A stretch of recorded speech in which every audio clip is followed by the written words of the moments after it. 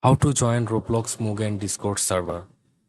So hey everyone, welcome back to the channel. So in this video, I'm going to show you how you can join Roblox MUGEN Discord server. So first of all, you need to open your Discord app from the desktop, or you can also sign into your Discord account from a web browser.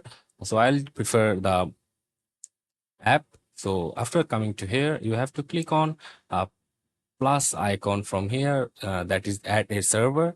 You have to click on here, and as you can see, there are many options. Like here, you have to click on the bottom one, like join a server. You have to just then type Mugen, then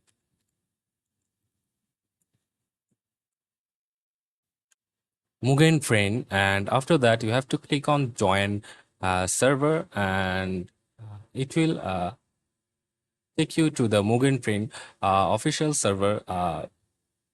And as you can see, you are now officially joined to the Roblox MUGEN server. And that's it for this video, guys.